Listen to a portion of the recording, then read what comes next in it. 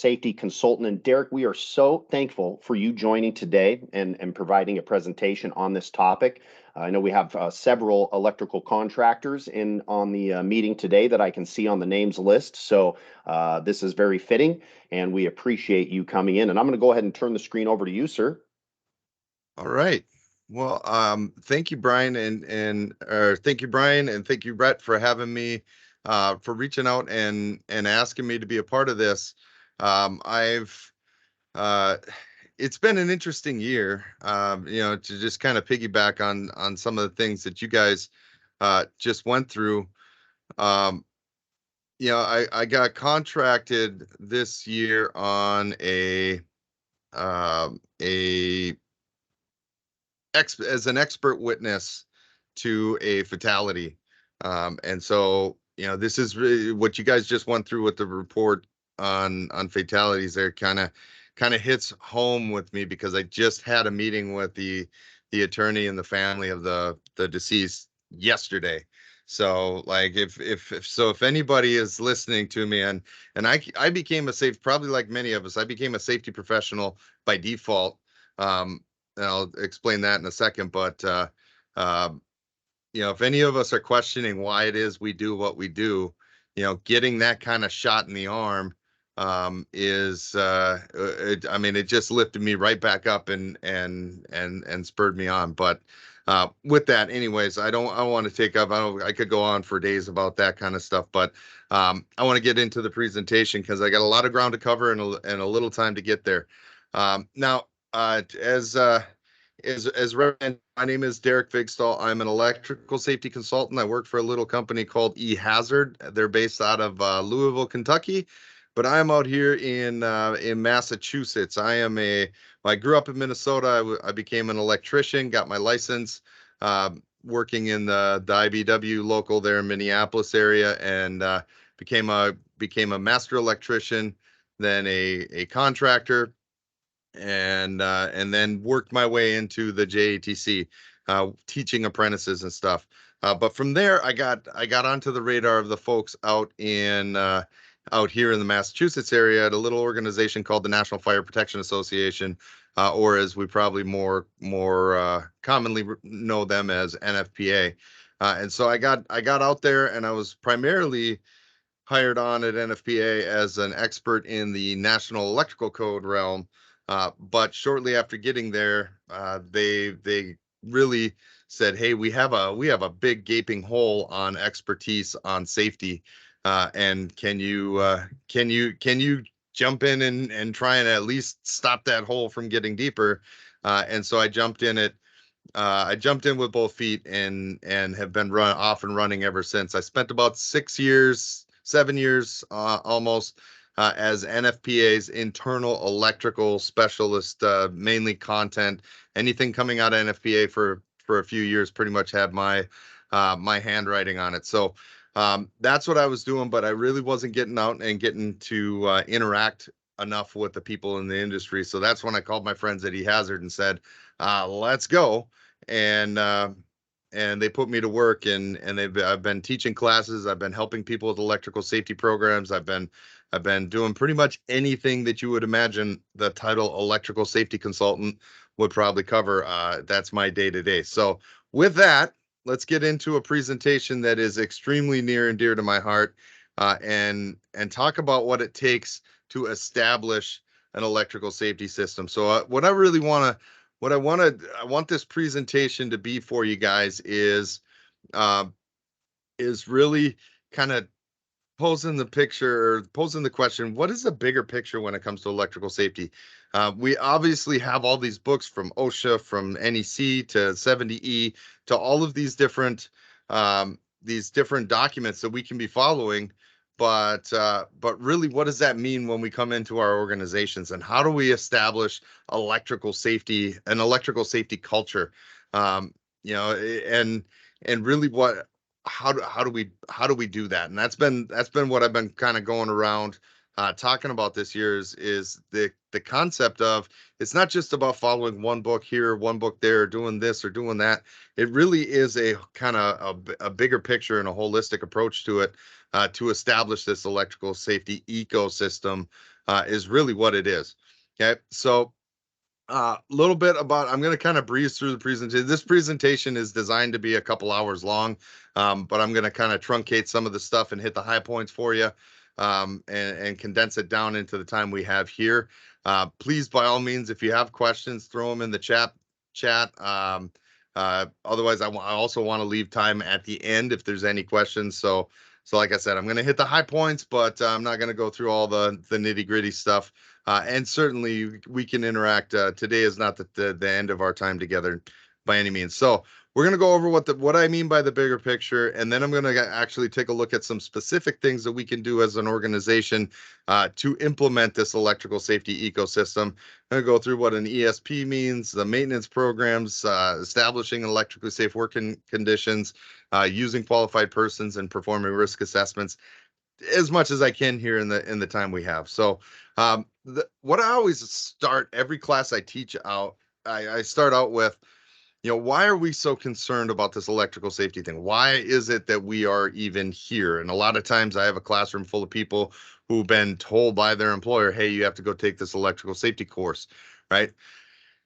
I always start those classes out that way because I think it's extremely important that we really understand why it is we're doing this, right? Why it is we're in here, other than just, well, my boss told me I have to come take this class, right? And I always ask, well, how many people came into work today thinking it'd be a great day to get killed by electricity? And I have yet, in all the hundreds and thousands of people I've taught, I've yet to have anybody raise their hand and say, oh yeah, I thought that'd be a good idea today. So everybody's pretty much on board with, they understand electricity hurts. It's going to hurt the entire time they're dying. Personal safety is a big thing, but a lot of times maybe they don't even understand that, the safety of their fellow coworkers is also on the line. They're working next to somebody, and an arc flash if they cause an arc flash, they could easily get the person working next to them injured. Okay. Also, the traumatic effect or impact on friends, family, and coworkers. I think about my family in particular. As an electrician, I had several instances where I was very close to becoming another statistic. One of those statistics at the beginning of the session where we talk about the report on fatalities and injuries. Many times I was very close to that line.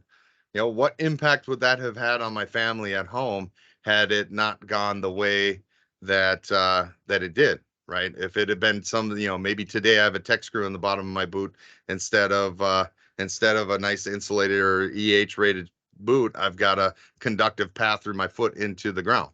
Okay? So all of these things are things I think about every time I go out and teach a class. And at a bare minimum, right, it's the law. I have OSHA I have to follow. I have all of the regulations that are in play here, OSHA and 70E and my own company's electrical safety program. Okay. So on average across the US, we're still witnessing from electricity.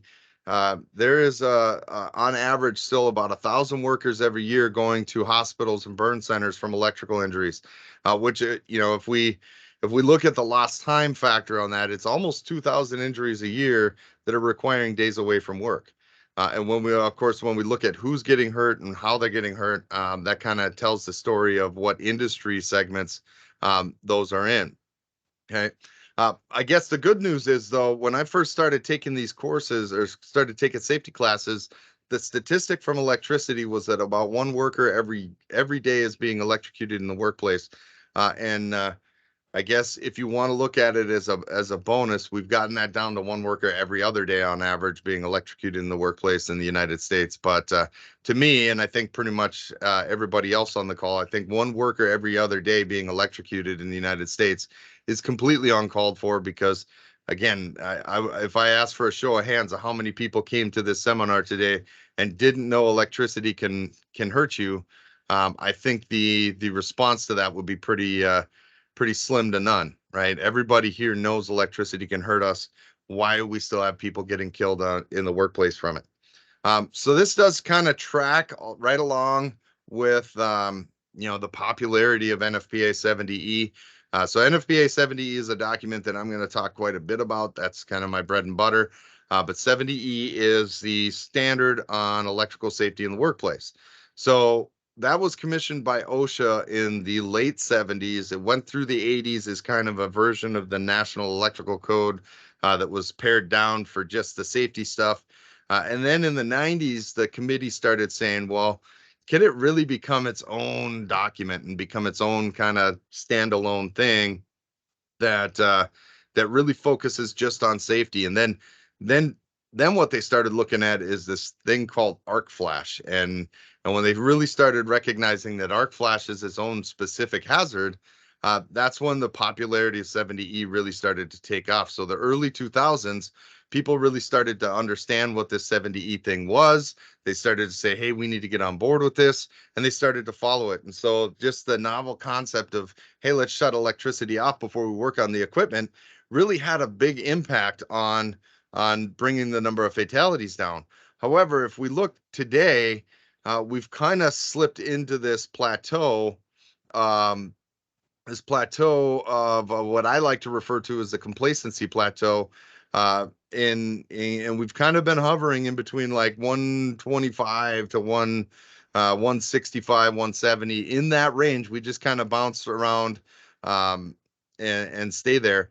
And now that is a statistic that I don't know if we can ever get 100% to zero, because I think we will always have that accidental, I walk up to a piece of equipment and touch it and it's energized kind of piece. But we can certainly get the number of intentional energized electrical work fatalities down to a number more acceptable, like zero. Now I see a question came across about arc blast. So I'm not going to go super deep into the specifics of the hazard today. If you want, I can come back, but I just want to address that one because arc blast is a function of the arc flash event, right? In simple terms, the arc flash is going to be an electrical explosion. And so we have the thermal piece and we have the force piece from the explosion. The thermal piece is what we're going to dress you up in PPE and handle all that stuff for. The blast component, the force component of that explosion, is what we call arc blast. So I want to make it very clear that they're not two separate hazards. They're the same thing. It's just different sides of the equation. Okay. So when 70E started talking about arc flash,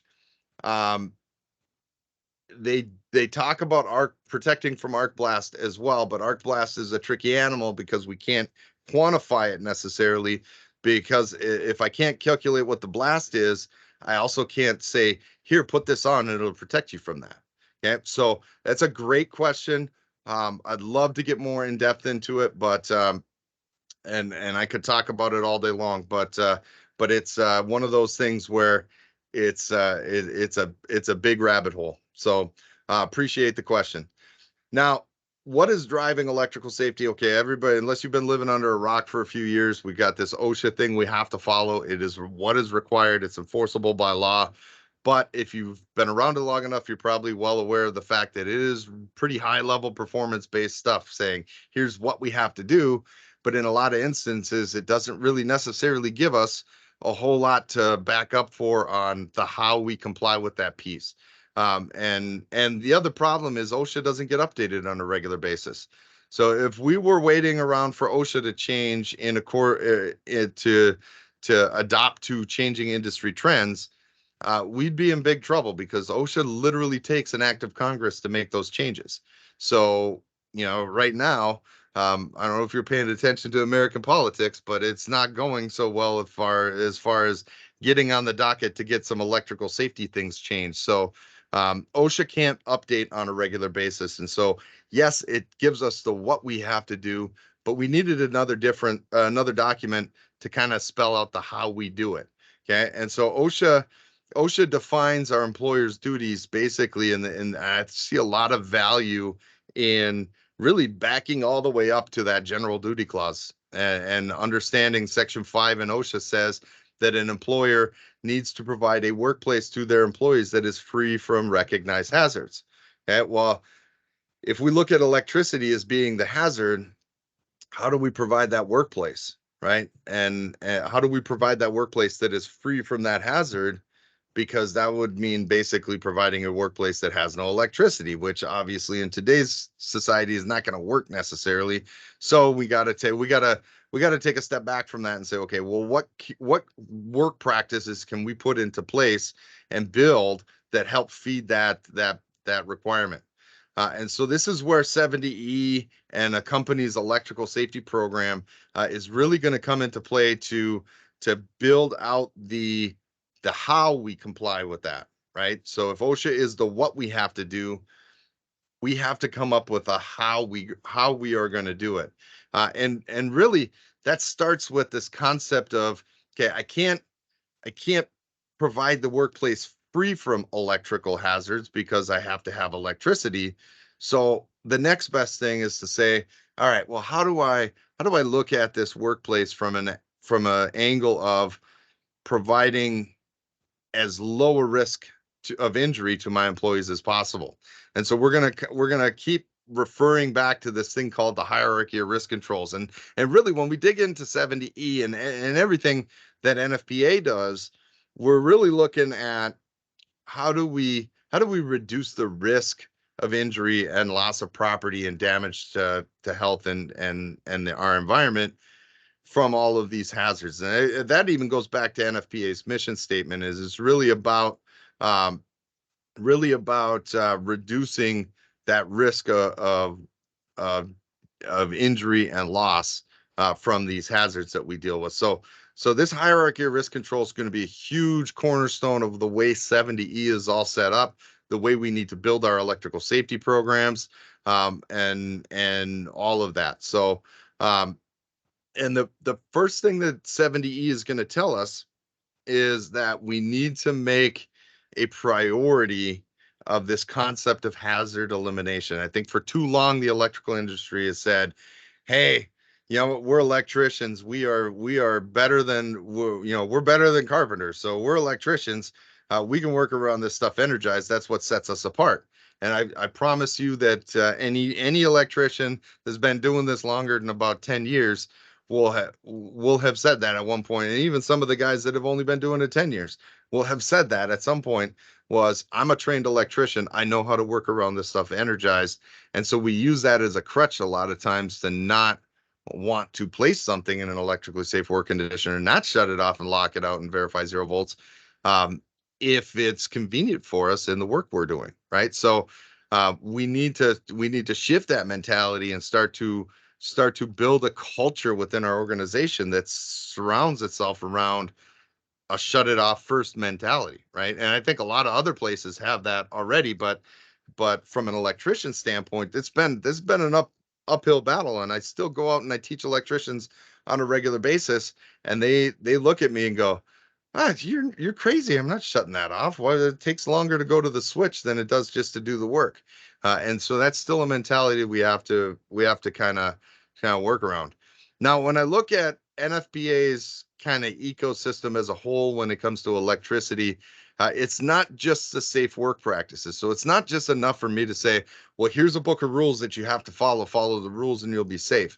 Because NFPA 70E is based on a lot of assumptions within other documents, right? So when I talk about reducing the risk as much as possible within 70E, I also need to talk about making sure that I properly install the equipment.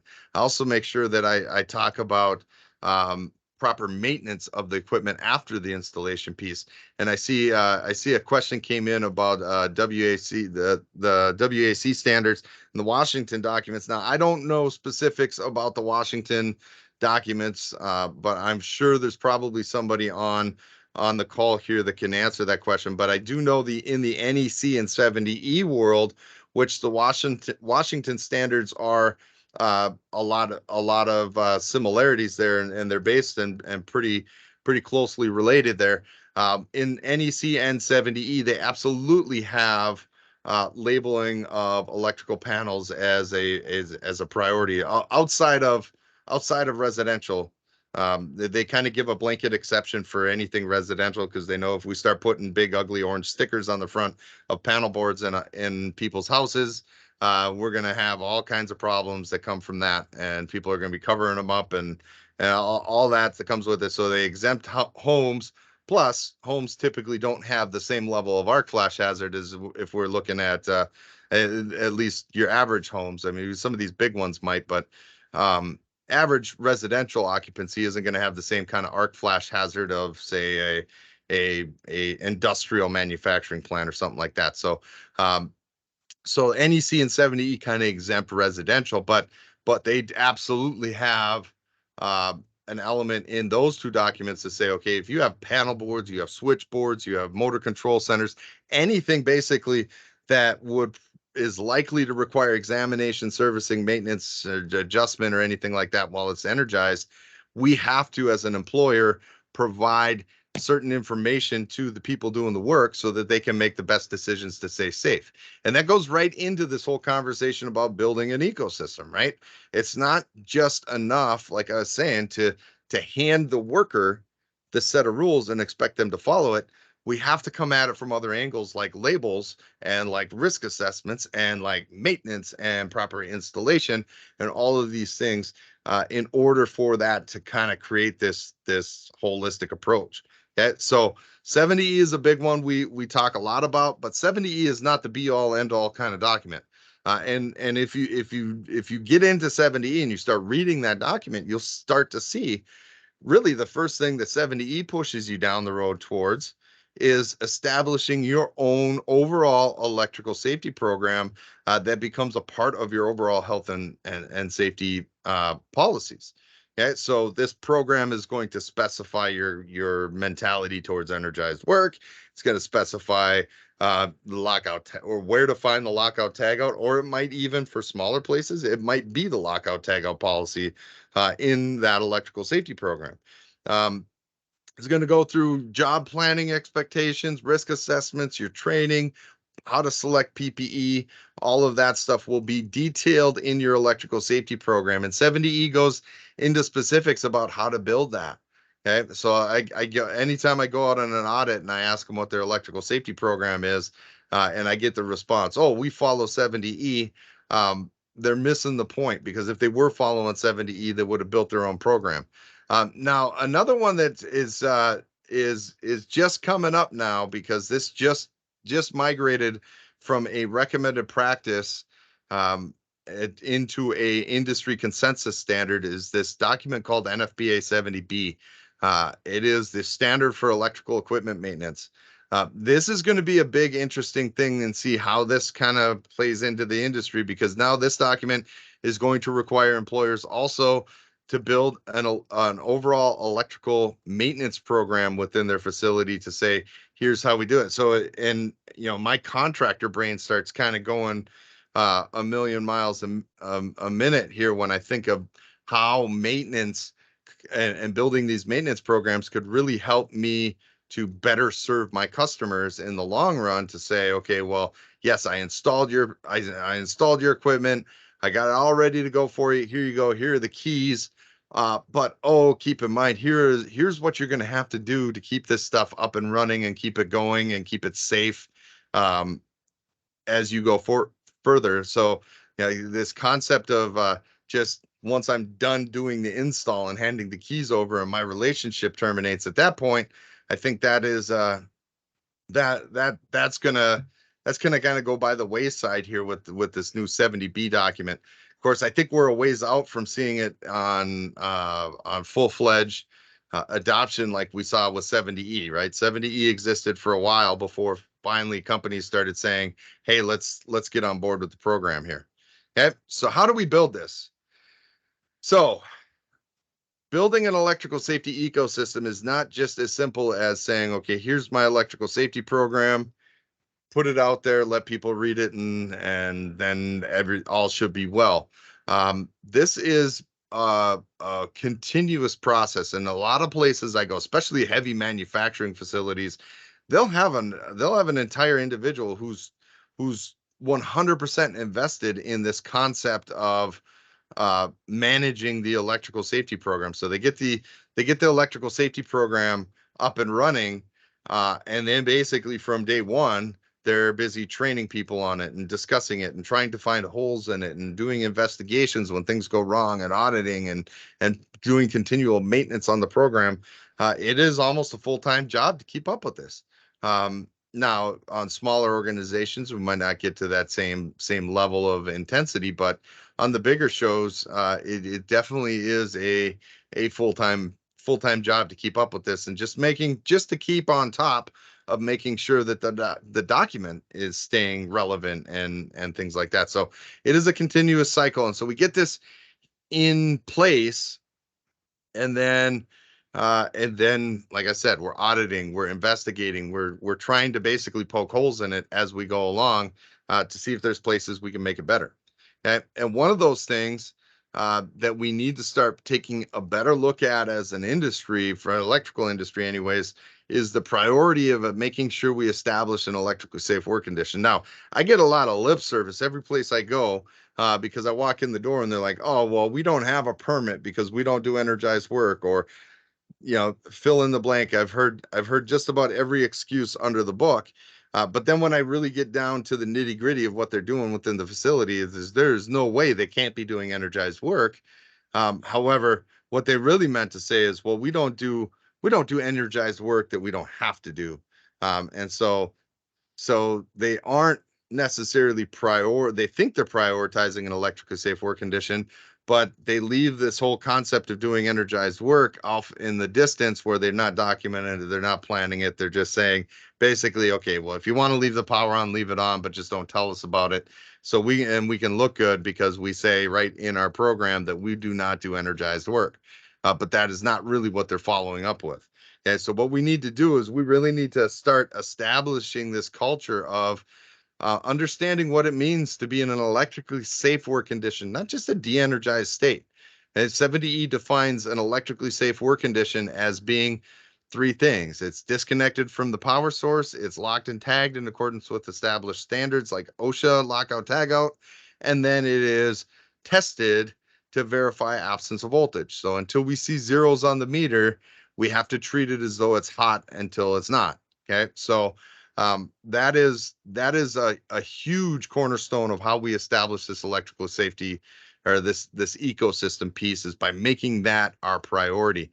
The other big thing I like to talk about is the concept of using qualified persons to do any sort of electrical work that involves hazards. I mean, just this in and of itself takes a big chunk off of that risk profile that I talked about, like being the kind of beginning of where we're going to start here with this stuff. We have to use people that are going to know what it takes to stay safe from this.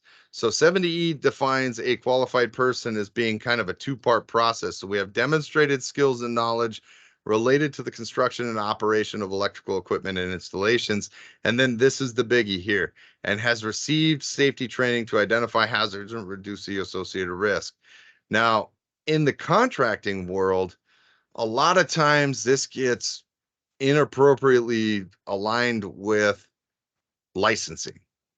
Licensing, and I'll say this till I'm blue in the face until I finally stop talking about electrical safety, but licensing does not equal qualified person when it comes to safety. It might equal being qualified to go do electrical work in the state of Washington, and I won't argue that, but licensing does not make you necessarily a qualified person for everything electrical. And like I said, I hold my master's license. I was a contractor in the state of Minnesota, but my work on, say, something like 13,800 volt systems is pretty limited outside of doing stuff when it's de-energized. I did some work on that kind of system when I was an apprentice, but I never did anything like what the linemen do on a day-to-day basis, and servicing our grid and things like that. So I would say I'm qualified for certain aspects of my work, but I'm not qualified necessarily for other pieces, even though my license would say I could do any of it that I want. Okay, so that's where there's a disconnect between the license and the qualified piece. So making sure that we only use qualified people, and that means having people who can recognize the hazards that they're exposed to and take the necessary steps to avoid the danger. That's really the crux when it comes to who's going to be a qualified person is, can they identify when they're exposed to a hazard, and do they know what to do about it? Because if they know what to do about it and they know how to identify when they're exposed to it, then they're going to be able to make the right decisions when it comes to reducing that risk. And so all of the training that we're going to give them is going to go right into this concept of risk reduction, and okay, how do I best bring down that chance that I get hurt? And now what we need to understand from that aspect is, what do I mean by the concept of risk? Well, risk is defined in 70E as being the combination of two things. It is a combination of the likelihood of occurrence of injury or damage to health, okay, and the potential severity of that injury or damage to health. Or in other words, how likely is the proverbial stuff to hit the fan? And when it does hit the fan, um, how bad's it going to be? Or how bad's it going to splatter on the walls when it hits the fan, right? So that's the two things. So as a qualified person, I need to know, okay, well, what is it that I can do to reduce the likelihood of occurrence, because those are going to be pretty effective ways of keeping me safe. Okay. So if I can start from that aspect, like establishing an electrically safe work condition, or replacing myself with a remote racking robot or remote switching operator or anything like that, so I can do things to reduce the likelihood of the event from happening, the injury happening to me in the first place, then I don't have to worry about the potential severity. Okay. But at the end of the day, I might look at something like personal protective equipment, because I've asked myself the questions: can I shut it off? Can I stay away from it? Can I put something between me and it? And I can't do any of those things. So now I have to resort to personal protective equipment. And if I do all of the stuff I need to do with PPE the right way, then what PPE should do is reduce the severity of my injuries to a survivable level. Okay. Uh, if I put an arc flash suit on, that arc flash suit will not stop the arc flash from happening. Okay. And I can't, the arc flash suit manufacturers will never promise anybody that if you're wearing this arc flash PPE, it will protect you 100% from any injury from that arc flash. The question came up about arc blast, right? That's one of the reasons why they can't promise you that you won't get hurt at all.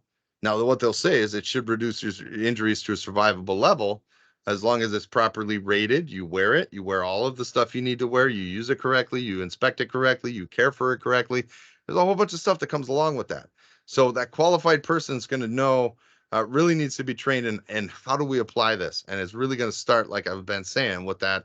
How do we shut it off? Now, the overall risk assessment that we're going to go through for every work that we do is going to, or for every task that we do, is going to help us with a couple things. It's going to help us identify, it's going to identify what hazards exist. Okay. It's going to help us estimate that likelihood of occurrence and the potential severity should it happen. And then it's going to help us determine what measures we need to put in place to stay safe. Okay. Now, it's going to look at things like the working conditions, the environment that I'm in, the worker who's doing the work.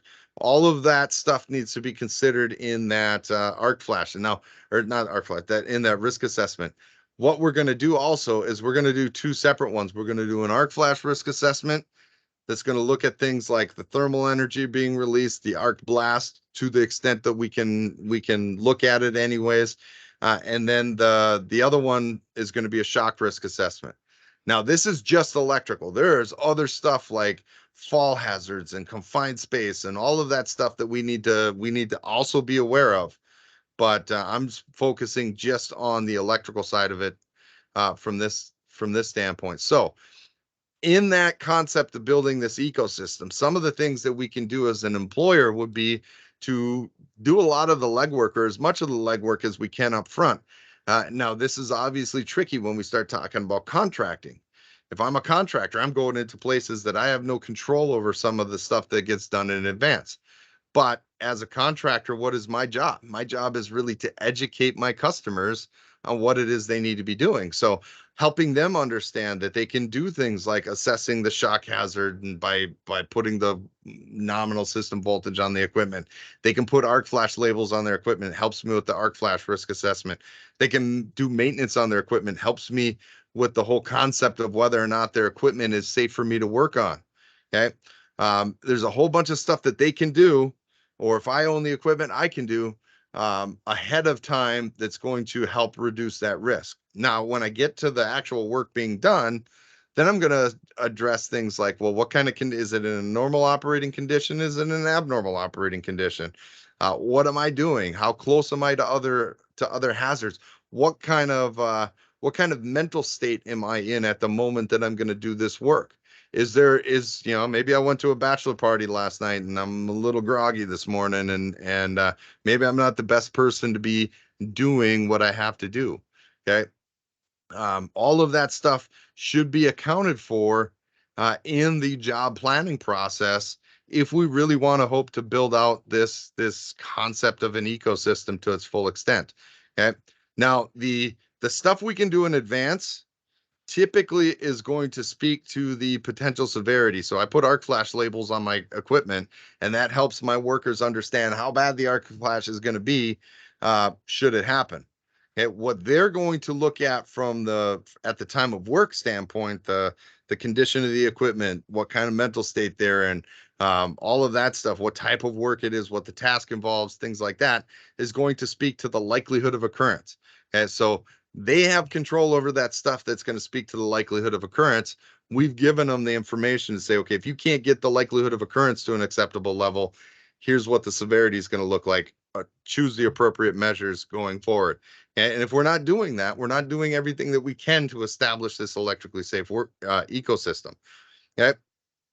Now, the risk assessments, like I said, they're going to help us identify hazards, tell us the boundaries, tell us how to stay away from those boundaries, and if we can't, what kind of stuff do we need to do, like insulated tools and PPE, and items like that. All right, so labels. I would say labels in any workplace environment, the risk assessment labels, like the arc flash label, is as important as any other piece of equipment in that building. It is as critical to the safe operation of that system as disconnecting means, as the wire, as the transformers, as every piece of it as well. Because as a worker, what all I have to do when I have a good quality label like this is walk up to it and say, okay, here are my boundaries, here's my potential severity. If what I'm doing is going to bring me inside those boundaries and expose me to that hazard, then what am I going to do about it to stay safe? Okay, so labels are critical component to this whole conversation. Now, when I go to implement this ecosystem, not only do I have to build it out, but to implement it is also another continuous process. Okay? So I have to maintain my ecosystem, but then I have to implement it as well, and that's really going to start with the training aspect, not just building the procedures and building all the stuff that my folks need to know, but actually going through the motions and getting them to a level where they understand it and they're trained on it and they know and they've bought into it. Employee buy-in is one of the toughest things to get, but it's one of the most important things that we can do for their safety. So helping them understand that, this is what we've put in place, here's why it is, and what's your input on it. And getting them into a whole situation where they believe in this safety procedure that we put in place is absolutely key to this whole process. Okay. Now we can also we can design things. I mean, there's all kinds of aspects of safety that we can put into the building, and 70B is now also going to require maintainability. It's not just safety by design anymore; it's also maintainability by design. So we need to be keeping this in mind. Are we putting the right working space in there? Could we be putting guards up in front of energized components? Are we sizing things the right way to protect people? All of these are questions that we need to answer. And as the contractors and as the workers doing it, a lot of times we're on the front line of this. So we should just have this kind of in the back of our head of if we come back to service this equipment, is this really the safest way we can do this? Okay. And so that's kind of the rounding out the ecosystem. I know I went through this really fast. Like I said, this is a couple-hour presentation that I crammed into a little less than an hour for you guys. And so I wanted to open it up now. If there were any other questions, I want to be respectful of your time and open up for questions and let you fire away. I'll be on the hot seat here for a while. Hey, Derek, this is Brian. Yes, sir. Could you send me your PowerPoint in case people want to access it? Absolutely. Okay, Absolutely. Do all you right, mind if I send it over to you as a PDF? that's Or do you fine. want? Yeah, No, okay, that's fine. perfect. Yeah, that's perfect. All right, Is thank there any you. way I could jump on here for a minute and ask a question? Absolutely. So this is actually something that we're really trying to unpack right now within my company. We Yeah. had a bad accident last summer. Burned the guy's finger so bad he had to get a skin graft from an undimensional area on his body. And so I come from commercial construction. I'm not an expert at this, and so I've looked at bringing in training, but the hard part is we're nebulous. We're up and down the West Coast, hundreds of people spread out, and so I'm looking into attending like a train the trainer program so that I can Yeah. become the guy for the company. I mean, they gave me this fancy title and all. So Yep.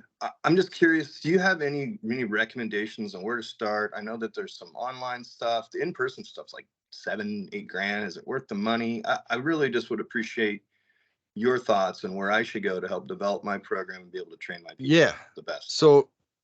So obviously, I'm as an e-hazard guy, I'm kind of biased because we have our own train the trainer program, but and I think it's pretty good.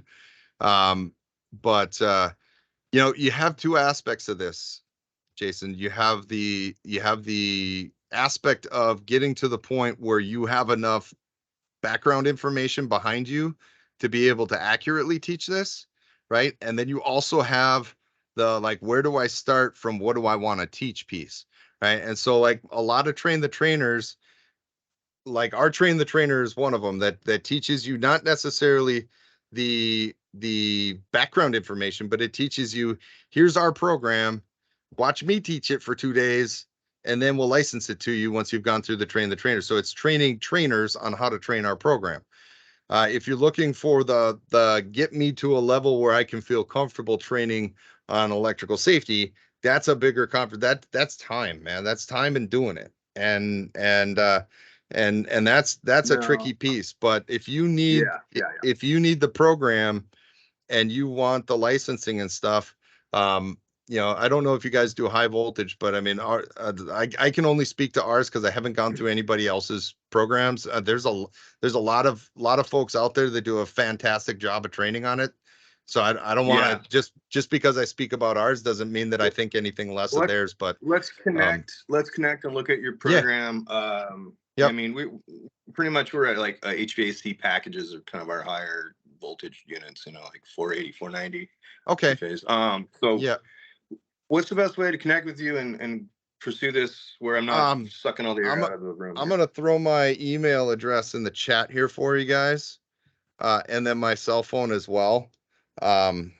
If you want to reach out to me, go ahead. Otherwise, if you miss it and you want to reach out through Brian or something like that, that's fine as well. He's got my contact information. Cool. He can get you to me. Thanks, bro. And even if we're not the best choice for you, I'll help you find what is the best choice for you. You know, I want to be the one that helps everybody in the industry. But if what we got isn't what you're looking for, I'll help you find it. Okay. All right. Other questions, comments, concerns? Questions for Derek. That's a great presentation, Derek. Geez, we were so thankful to have you be a part of this today. Yeah, sorry, I had to rush through it so much. I really like to spend a lot more time in this topic. I mean, I could really break this up into 3 or 4 things, you know. But absolutely. Well, we can definitely explore having you back to speak on additional topics, but also if folks are interested in learning more about this, Derek has placed his phone number in the chat, and then I believe on your presentation you had your email and other contact information, which will be available PDF. I did, Yeah, and if anybody wants that, email Brian. We can send that to you, but you don't get it unless you email Brian. Brian can send that out. That's the best way. At least I think that's the case, Brian, right? Is that you will send those electronically upon request?